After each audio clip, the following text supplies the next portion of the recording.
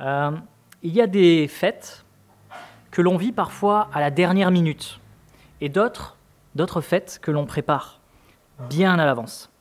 Souvent, on remarque une chose, c'est que plus une fête est soignée, plus elle est préparée et plus on en profite, plus elle est belle. On peut penser comme ça à un mariage, on peut penser comme ça aussi à une naissance, à un anniversaire. Nous, en ce moment, avec Magali, on est en train de préparer l'ouverture d'un commerce. Eh bien, je remarque une chose, c'est que plus on y est préparé, plus on se languit et plus on est heureux quand cela arrive. Et c'est la même chose dans la foi. Et c'est pour ça que Dieu a donné au peuple d'Israël des fêtes, des saisons, des repères. Pas pour remplir un calendrier, pas pour nous occuper, mais pour préparer les cœurs. Aujourd'hui, nous sommes le dimanche de fête des rameaux. C'est la fête qui nous prépare à la plus grande fête chrétienne. La plus grande fête chrétienne, c'est Pâques. Ce matin, je vous propose de prendre le texte d'où nous tirons le nom de cette fête avec l'entrée triomphale de Jésus dans Jérusalem. La foule l'acclame, on agite des rameaux, on crie « Béni soit le roi qui vient au nom du Seigneur ». Et pourtant, durant ce moment, quelque chose cloche. Jésus sait que la foule ne comprend pas vraiment ce qui se passe à ce moment-là. Il sait que si la foule, aujourd'hui, l'acclame, plus tard, quelques jours plus tard, une autre foule va crier « Crucifie-le ». Alors, aujourd'hui, à l'occasion de cette fête, je vous invite à réfléchir à cette question. Comment nous voulons accueillir ce roi? Est-ce qu'on veut l'accueillir avec des mots? Est-ce qu'on veut l'accueillir avec une tradition? Ou est-ce qu'on veut l'accueillir avec des cœurs préparés, prêts à le suivre jusqu'au bout? La foule l'acclame, acclame ce Jésus sans saisir la croix. Mais nous, acclamons Jésus qui sauve. Je vous propose de prendre le texte dans Luc chapitre 19 et on va lire du verset 28 au verset 40. Luc 19, à partir du verset 28 jusqu'au verset 40. Je vais lire en version second 21 et le texte sera affiché si vous voulez le suivre de cette façon. Je prends lecture Luc 19, verset 28.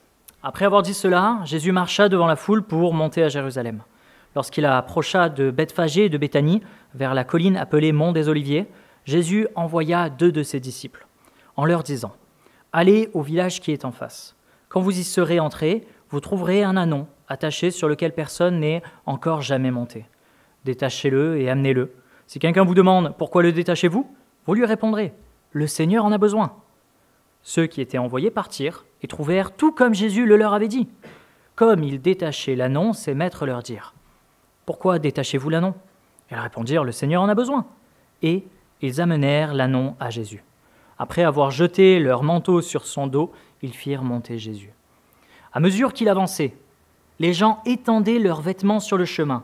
Déjà, il approchait de Jérusalem vers la descente du mont des Oliviers. Alors, toute la foule des disciples, remplis de joie, se mirent à adresser à haute voix des louanges à Dieu pour tous les miracles qu'ils avaient vus. Ils disaient « Béni soit le roi qui vient au nom du Seigneur, paix dans le ciel et gloire dans les lieux très hauts. » Du milieu de la foule, quelques pharisiens dirent à Jésus « Maître, reprends tes disciples. » Il répondit « Je vous le dis, si eux se taisent, les pierres crieront. » Voici la parole de Dieu que nous allons voir ce matin. Et ce matin, on va voir un point précis, c'est que la foule acclame sans saisir la croix. Mais nous, aujourd'hui, acclamons Jésus qui sauve. Je propose d'étudier ce texte, cette idée en 3 points. Premièrement, Jésus entre comme un roi. Deuxièmement, Jésus est jugé comme un coupable. Et troisièmement, Jésus triomphe en sauveur. Premièrement, Jésus entre comme un roi. Jésus est avec ses disciples depuis 3 ans maintenant. Le moment est venu pour lui de retourner à Jérusalem. Jésus sait qu'il arrive à la fin de son ministère sur terre. Il a annoncé à plusieurs reprises qu'il doit se rendre à Jérusalem pour souffrir et mourir. Venir à Jérusalem, c'est important pour Jésus, puisque c'est là où vont se passer tous les événements. Ce n'est pas pourtant la première fois que Jésus est venu à Jérusalem. Dès les premiers jours de sa vie, il a été présenté au temple. Il est revenu quand il était jeune. Il est revenu même pendant son ministère public avec ses disciples. Mais cette fois-ci, l'entrée de Jésus est spectaculaire. Cette fois-ci, l'entrée de Jésus est incroyable. Il entre cette fois-ci comme roi et son entrée est triomphale. Alors, on le voit, cette entrée est triomphale. Mais dès le début, on voit, même en préparation, cette entrée est triomphale. Puisque Jésus va arriver à Jérusalem sur le dos d'un ânon. Alors, avouons-le, dit comme ça, c'est pas fou. Sur le dos d'un ânon, je sais pas moi, pour un roi, on s'attendait à un cheval blanc. On s'attend à une fanfare, à une armée, un peu de style, quoi. Mais Jésus choisit un ânon. Alors un ânon, on sait ce que c'est. Hein. Un ânon, c'est petit, c'est modeste, c'est pas tape à l'œil, quoi. Hein. C'est pas impressionnant, un ânon. Aujourd'hui, c'est comme si un chef d'État rentrait dans une rencontre internationale, le G7 par exemple, et qu'il arrivait en trottinette électrique. On se dirait, mais il y a quelque chose qui cloche, ça va pas. Il y a mieux, quoi. C'est pas très glorieux aux yeux du monde. Pourtant, que Jésus vienne sur le dos d'un ânon, ça a du sens. On peut voir premièrement que tout était prêt, presque miraculeusement. Verset 30, Jésus va indiquer à ses disciples où est-ce qu'ils doivent trouver l'animal, ce qu'ils doivent faire, ce qu'ils doivent dire au propriétaire. Comment est-ce que ça va se passer? Et la réalité, c'est que ça se passe exactement comme Jésus l'avait dit. Jésus, à ce moment-là, est pleinement au contrôle de la situation. Comment se fait-il que le propriétaire laisse partir son animal? Était-il au courant à l'avance et par quels moyens? On ne sait pas. Ce texte ne nous le dit pas. Mais plusieurs fois dans la Bible, on voit que Dieu peut miraculeusement prévenir, par des songes par exemple. Il aurait pu peut-être prévenir ce propriétaire. Ce qui en résulte en tout cas, c'est que cet animal va partir. Venir sur le dos d'un ânon signifie différentes choses. Premièrement, c'est l'accomplissement d'une prophétie, celle de Zacharie chapitre 9, verset 9, que je lis ici. « Réjouis-toi, fille de Sion, lance des acclamations, fille de Jérusalem. Voici ton roi qui vient à toi. Il est juste et victorieux. Il est humble et monté sur un âne, sur un ânon, le petit d'une ânesse. » Deuxièmement, ça montre son humilité. Un roi conquérant, comme je le disais, viendrait sûrement avec un cheval. Il viendrait pour combattre, pour obtenir la victoire par la force. Ici, Jésus vient humblement à Jérusalem. Et Jésus a toujours été humble, de toute sa vie. Il n'est pas né dans un palais, il n'est pas né dans une famille influente de la capitale. Non, Dieu a décidé de se faire homme dans la situation la plus humble et il l'a fait. Jésus l'a fait et Jésus l'a toujours été. Alors, les disciples vont mettre leurs vêtements pour remplacer la selle que l'ânon n'avait pas et Jésus monte sur l'animal et descend le mont des Oliviers en direction de Jérusalem.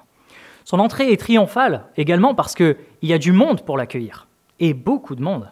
On parle d'une foule immense qui le suit. Premièrement, on voit la foule qui va enlever ses vêtements, qui vont enlever leurs vêtements pour les placer devant le chemin de Jésus. C'est un respect, c'est une marque de respect, d'honneur que l'on fait pour le héros, la personne qui est victorieuse. C'est un tapis rouge, mais de l'époque. Ici, il n'en est pas question dans ce passage, mais dans d'autres passages des évangiles, il est parlé de rameaux, de branches qui viennent de pousser, qu'on coupe et qu'on pose sur le chemin. Poser des choses sur le chemin de Jésus, c'est qu'on sait déjà quelle est sa destination. Vous savez, on ne met pas un tapis rouge sans savoir où est-ce que la personne va. Non, on le guide. Et ça, c'était un guide pour indiquer à Jésus, on sait que ta place, c'est de rentrer dans la capitale. On sait que ta place, c'est de te faire l'honneur qui t'est dû. Et il y avait de la joie. Imaginez ces personnes qui ont suivi Jésus, qui le connaissent. Et puis là, ils peuvent couper, ils peuvent enlever leurs vêtements et le placer. C'est une marque d'honneur qu'ils veulent accorder à Jésus. L'entrée est triomphale parce que, à ce moment-là, le peuple, la foule, se rappelle des miracles que Jésus a accomplis et il loue Jésus pour cela. Durant toute sa vie, Jésus s'est exprimé comme s'il était Dieu et il a fait également tout comme Dieu pouvait le faire. Troisièmement, ils bénissent Jésus comme un roi. Verset 38. « Béni soit le roi qui vient au nom du Seigneur. Paix dans le ciel et gloire dans les lieux très hauts. » Il y a à ce moment-là une compréhension de ce qu'il a fait. Ils comprennent à ce moment-là que Jésus n'est pas seulement un prophète, Jésus n'est pas seulement un homme, Jésus est le roi tout-puissant, le Fils de Dieu. Il y a comme une compréhension à ce moment-là, le roi qui doit régner. Il y a comme un écho avec un passage plus tôt de l'Évangile selon Luc, celle où les anges vont annoncer la naissance de Jésus. Et voici ce que disent les anges. « Gloire à Dieu dans les lieux très hauts, paix sur la terre et bienveillance parmi les hommes. » C'est comme un écho, comme une réponse, comme l'aboutissement de l'œuvre de Christ. Et quatrièmement, il y a une telle joie que même la création pourrait l'exprimer. Jésus qui entre comme roi à Jérusalem, c'est raconté par les 4 évangélistes, ce qui montre combien ce passage est important, combien c'est l'aboutissement de son ministère, combien à ce moment-là, il y a quelque chose d'important à regarder. Il y a un tel enthousiasme chez chacun que quand les pharisiens vont dire à Jésus, « Jésus, il faut que tu fasses taire la foule », Jésus va répondre, « Je vous le dis, si eux se taisent, les pierres crieront. » Cette vision d'un Jésus qui rentre à Jérusalem provoque une telle joie, remplit la foule d'une telle joie, c'est tellement triomphal, c'est tellement incroyable, c'est tellement attendu depuis des siècles, que même si les personnes se taisaient à ce moment-là, la création se mettrait à crier. Parce que c'est glorieux ce qui se passe à ce moment-là. C'est l'aboutissement de quelque chose. Alors on peut se poser la question. Si ça se passait, est-ce que nous aussi on serait dans cette foule? Où serait notre joie? Est-ce qu'elle y serait, cette joie? Est-ce que nous aussi, on serait là pour accueillir Jésus, ce Jésus triomphant? Est-ce qu'on serait parmi cette foule? Moi, je m'imagine en tout cas. Je m'imagine enlever ma veste, je m'imagine aller chercher une branche et puis faire ce chemin à Christ. Et j'aimerais que mes enfants aussi puissent le faire. Et j'aimerais leur expliquer en même temps, leur dire comme quoi ce qu'on est en train de vivre à ce moment-là est tellement incroyable, tellement spectaculaire que on a de la joie d'y être. Vous savez, les jeunes, alors je ne sais pas si c'est que les jeunes, disent « j'y fus » quand ils étaient à un endroit que seul ce moment arrive. Vous savez, il y a eu une victoire, etc. Et puis, on était à cet endroit-là précis, on était soit au stade, soit on y a assisté à cet événement, et tu dis « j'y fus ».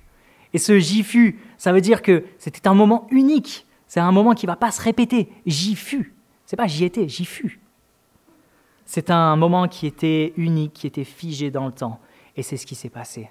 Est-ce que nous aussi, si Jésus devait entrer triomphalement, eh bien nous aussi on serait là pour l'accueillir? Je le souhaite. Mais aussi fort que soit ce moment, on sait qu'il ne durera pas. Parce que la même ville qui acclame Jésus va bientôt le rejeter. Alors que s'est-il passé? Je propose de voir ça dans le 2e point. Jésus est jugé comme un coupable. Les Juifs connaissaient les prophéties qui annonçaient un Messie victorieux, que l'on peut identifier comme le Messie fils de David. Mais d'autres prophéties annonçaient aussi un Messie souffrant. C'est notamment le cas dans Ésaïe 53. Ils étaient si troublés par la différence entre ces deux Messies, le victorieux et le souffrant, qu'ils se disaient, qu'ils pensaient que c'était 2 personnes différentes. Pourtant, il s'agit bien d'un seul Messie, une seule personne qui a montré par sa vie qu'il était le Messie, Jésus-Christ. Mais Jésus ne vient pas pour la politique, il ne vient pas pour sauver le peuple hébreu de l'envahisseur romain, il vient ôter le péché du monde. Et c'est certainement la première raison pour laquelle Jésus va être jugé. Le peuple est déçu parce qu'ils n'ont pas compris quel était le rôle de Jésus. Jésus est venu pour annoncer le salut et pour l'accomplir, mais son œuvre ne s'est pas faite pour les contemporains. Elle n'a pas été là pour les contemporains, elle n'a pas été là pour sauver du peuple romain, mais elle a été là pour une portée spirituelle, une portée beaucoup plus lointaine. La deuxième raison pour laquelle Jésus a été jugé, c'est les pharisiens qui avaient peur. Ils craignaient ce Jésus. Ils avaient peur qu'il soit un révolutionnaire qui soit venu pour déstabiliser l'entente avec les Romains. Mais ils avaient peur aussi de perdre leur autorité spirituelle. Eux qui aimaient être le centre de l'attention, être les premiers, n'ont pas accepté que Jésus ait la première place. Et c'est terrible, et c'est paradoxal, parce que eux qui étaient les plus religieux selon les yeux de leur époque, sont passés à côté de Dieu. Cette mauvaise compréhension du rôle de Jésus ainsi que la jalousie des pharisiens vont pousser le peuple à crier devant Pilate. Et voici leur cri. Ça se trouve 4 chapitres plus loin, en Luc, chapitre 23, versets 18 à 23. Mais la foule entière se mit à crier « À mort ! Relâche Barabbas !» Ce Barabbas avait été mis en prison pour une émeute qui avait eu lieu dans la ville et pour un meurtre. Mais puis Pilate, qui désirait relâcher Jésus, adressa de nouveau la parole à la foule qui se mit à crier « Crucifie-le, crucifie-le !» Mais enfin, leur dit-il pour la 3e fois, « Qu'a-t-il fait de mal ? Je n'ai trouvé en lui aucune raison de le condamner à mort. Je vais donc lui faire donner le fouet, puis le remettre en liberté. » Mais ils devinrent de plus en plus pressants et exigèrent à grands cris sa crucifixion. Finalement, leurs cris l'emportèrent. On peut concevoir que certains de ceux qui étaient dans la foule et qui ont accueilli Jésus à son arrivée, étaient les mêmes de ceux de la foule qui ont crié « Crucifie ». Pas tous, mais certains.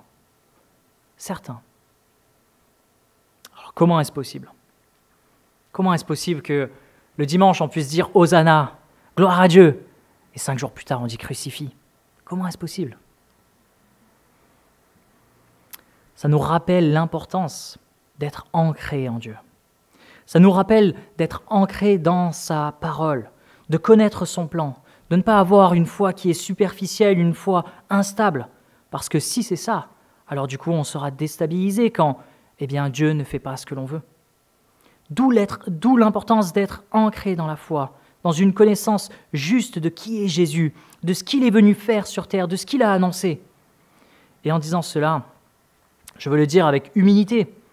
Je sais que plusieurs dans notre Église souffrent et demandent de l'aide à Dieu. Et je pense qu'il faut continuer à prier pour ça.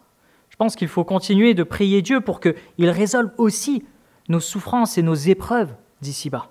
Mais il faut se rappeler que Jésus n'est pas venu résoudre nos problèmes sur terre, mais qu'il est venu résoudre le problème du péché. C'est ça, sa vocation. C'est ça, son utilité. C'est ça, sa mission. Se tromper à ce moment-là, c'est de nouveau juger Jésus. Se tromper en se disant « il va me sauver des Romains » et qu'il ne le fait pas, c'est condamner Jésus. Jésus veut plus, Jésus fait plus, et il l'a fait. Dans l'histoire, il n'y a pas de plus grande tragédie, plus grand tort que celui où l'humanité a décidé de tuer Dieu. Ce Dieu qui est venu sauver, ce Dieu par lequel on vit, on a décidé de le tuer. Et ça me rappelle une histoire, ça m'évoque une histoire. Un jour, un propriétaire terrien qui avait un grand domaine décide d'investir beaucoup d'argent dans son domaine. Il installe des serres, un système d'irrigation, il fait venir du bon matériel, puis il part à l'étranger. Il est confiant, donc il donne la gestion à une équipe de chefs de culture. Les années passent, et chaque année, le propriétaire envoie un responsable de sa société pour venir chercher les bénéfices de la récolte. Mais une année, les chefs de la culture refusent. Pire, ils le maltraitent, le renvoient les mains vides. Le propriétaire envoie donc un deuxième homme, mais c'est la même chose. Cette fois-ci, en plus, il est menacé, insulté et humilié. Le troisième, pareil, si ce n'est que cette fois-ci, on le bat et on le jette dehors. Alors, le propriétaire terrien se dit « Ok, j'ai une idée, je vais envoyer mon fils. Lui, au moins, ils le respecteront. Il porte mon nom, il représente mon autorité. » Mais quand les gérants de culture voient arriver le fils, ils se réunissent et disent « C'est lui l'héritier. Si on s'en débarrasse, on pourra garder le domaine pour nous. » Alors, ils le saisissent, l'entraînent hors de la propriété et le tuent. Cette histoire, si elle nous parle, c'est normal, j'ai simplement modernisé la parabole des mauvais vignerons qui se trouve le chapitre suivant en Luc 20. Cette parabole nous rappelle l'injustice, nous parle de cette injustice là où on voit que des employés vont tuer le propriétaire. Et vous savez quoi ? Cette histoire est même peu de choses face à la réalité. Parce qu'ils n'ont pas seulement tué le fils du propriétaire, ils ont littéralement tué ceux qui les fait vivre. Les contemporains de Jésus, au lieu de l'écouter, au lieu de l'adorer, au lieu de le suivre et au lieu de tout lui donner, ils ont décidé une chose, et c'est la pire chose que l'humanité pouvait faire. Ils ont décidé de le tuer. Ils l'ont tué parce que, ils ne voulaient pas suivre Dieu. Mais pourtant, on peut en avoir la conviction, cela faisait partie du plan de Dieu. Des textes de la Bible nous disent que, avant même d'avoir fondé la création du monde, avant même d'avoir pensé à cette création, Dieu savait exactement. Il avait de toute éternité ce plan, d'un plan où Jésus allait mourir pour sa création, par amour pour sa création. C'était dans le plan de Dieu. On peut en être convaincu. Je propose le troisième point, Jésus triomphe en sauveur. Malgré l'injustice qu'a subie Jésus, il est victorieux. Il triomphe. Nous connaissons déjà la suite de l'histoire. Jésus va mourir puis ressusciter. Et si je fais rapide sur cette partie-là, c'est le sujet que nous verrons dimanche prochain pour la fête de Pâques. Mais sachant cela, comment est-ce que l'on vit cette période de Pâques ? Vous savez, cette fête des rameaux est là comme une préparation en vue de Pâques. Du coup, c'est important qu'on fasse cette prédication avant d'être à Pâques, parce que comment est-ce qu'on veut se préparer à Pâques ? Déjà, on peut regarder chez nos voisins. Les Juifs fêtent la Pâques, sauf que pour eux, il n'y a pas deux Pâques, il n'y a qu'une seule Pâques. La seule Pâques, celle où le peuple d'Israël va sortir d'Égypte. Cette fête est une des plus importantes de la pratique des Juifs. Ils vont venir pour ça à Jérusalem, ils vont purifier la maison, ils vont faire toutes sortes de rites pour se préparer à cette fête. Il y a certainement sur le chemin de Jérusalem ces psaumes qui sont entonnés, les psaumes 120 à 134, qu'on appelle les psaumes des montées. Ils vont se préparer par ces chants, par ces psaumes, à une consécration à Dieu. Voilà leur préparation à Pâques. Les catholiques, nos amis les catholiques, eux aussi consacrent beaucoup de temps à cette période. Pas tous, mais les plus religieux. Il y a par exemple le carême, avec 40 jours avant Pâques, il y a une forme de repentance, de jeûne, de prière, de partage. Il y a le dimanche des rameaux, avec cette procession, avec cette avancée, comme pour représenter le chemin que Jésus a fait. Il y a la semaine sainte, avec le jeudi saint, la célébration du dernier repas, on lave le lavement des pieds. Vendredi saint, avec ce jour qui est comme un jour de deuil. Et puis il y a la veillée pascale, le samedi soir. Tout ça qui aboutit ensuite au culte de Pâques avec la célébration de la résurrection de Christ. Pour nous qui sommes protestants évangéliques, c'est différent. Nous sommes peut-être un peu en réaction avec ce que font les catholiques. Nous avons tendance à critiquer les fêtes religieuses, les pratiques religieuses qui sont faites sans une consécration intérieure. Les évangéliques, nous, on préfère la spontanéité, on préfère les démarches simples mais sincères. L'accent est davantage mis sur une vie transformée par l'Évangile plus que par une pratique symbolique. Je me pose la question. Est-ce que c'est réellement cela la raison ? Est-ce que c'est parce qu'on veut de la spontanéité ? Est-ce que c'est parce qu'on veut quelque chose de sincère ? Ou est-ce que c'est par paresse ? Est-ce que nous prenons le temps de fêter les fêtes de Dieu ? Est-ce que nous prenons le temps de nous réjouir des fêtes de Dieu, des victoires de Dieu ? Parce que si c'est par paresse, alors nous avons tort. Parce que Dieu est un Dieu de fêtes, et Dieu a instauré des jours pour que nous les célébrions. Lévitique 23, versets 1 à 2 dit « L'Éternel s'adresse à Moïse en ces termes. Parle aux Israélites et dis-leur, voici les fêtes que vous devez célébrer pour le Seigneur et à l'occasion desquelles vous convoquerez le peuple pour qu'il me rende un culte. » Que vous devez célébrer. C'est pas si vous avez le temps, si vous y pensez, c'est vous devez célébrer.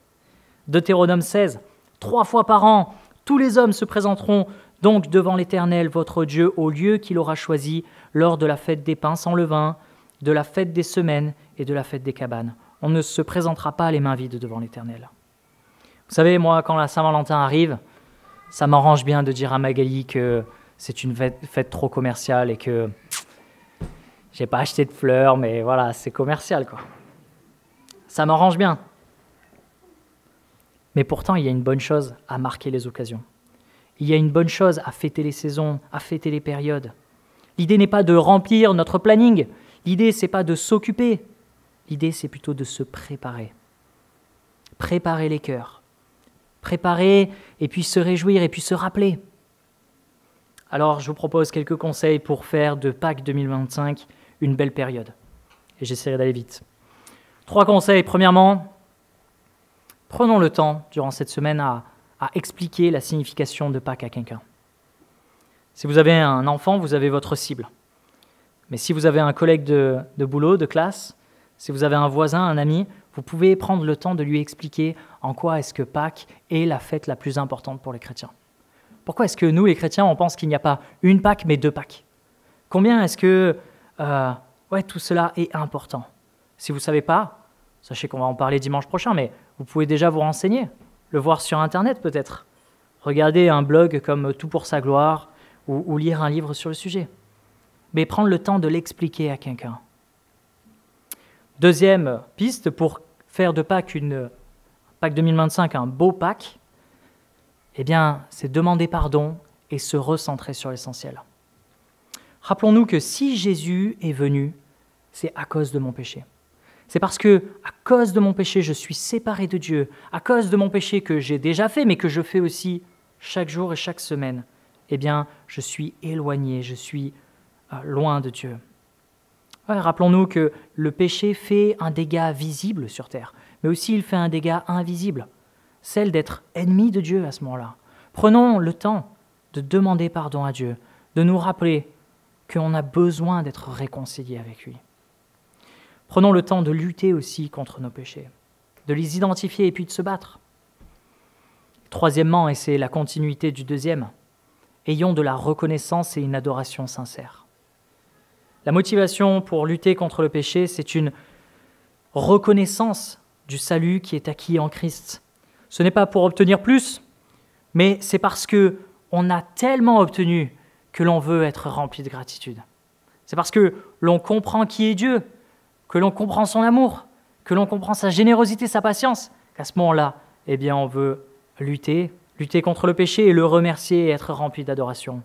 Prenons le temps cette semaine d'avoir une adoration sincère à Dieu, que ce soit dans la méditation de la parole, que ce soit dans nos temps de prière, qu'on ait des temps spéciaux de prière, qu'on ait des temps de louange, de communion fraternelle, que notre joie soit manifeste.